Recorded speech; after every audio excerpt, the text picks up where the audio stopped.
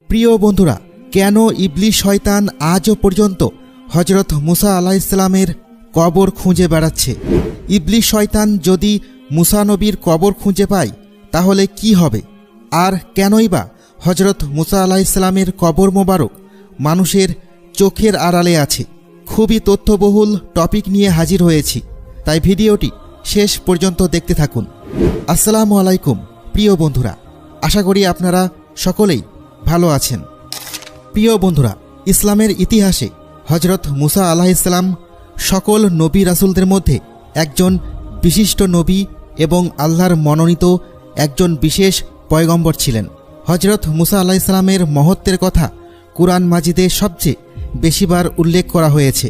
কুরআন মাজিদের 30 পারার মধ্যে 28 পারাতেই মুসা আলাইহিসসালামের কথা বলা হয়েছে। 36টি সূরায় তার নাম 120 বার এসেছে। নবী রাসূলদের মধ্যে হজরত মুসা আলাইহিসসালামকে সবচেয়ে বেশি সংখ্যক মোজেজা আল্লাহ তাআলা দিয়েছিলেন।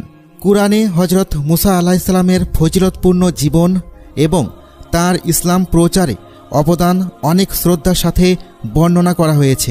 কিন্তু খ্রিস্টানদের ধর্মীয় কিতাব বাইবেলে কিছু আয়াতে হজরত মুসা আলাইহিসসালামের ব্যাপারে একেবারে ভিন্ন কথা উল্লেখ করা হয়েছে।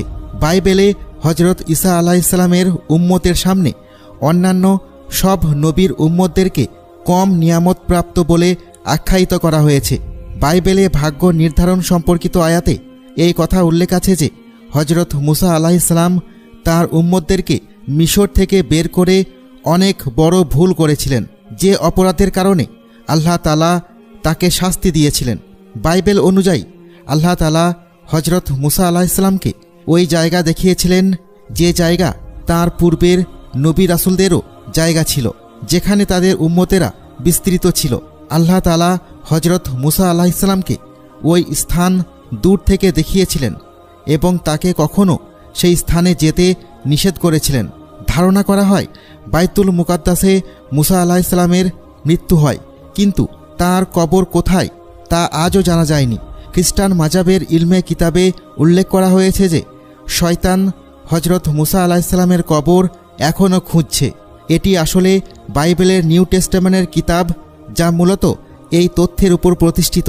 সেখানে এটি বলা হয়েছে, কিন্তু ফেরেশতা মিকাইল আলাইহিসসালাম হজরত মুসা আলাইহিসসালামের লাশকে নিয়ে ইবলিসের সাথে দ্বন্দ্ব করার সময় ইবলিসের বিরুদ্ধে নালিশ করার সাহসিকতা দেখায়নি, কিন্তু এটা বলেছিল যে তোমার উপর আল্লাহর লানত বর্ষিত হোক।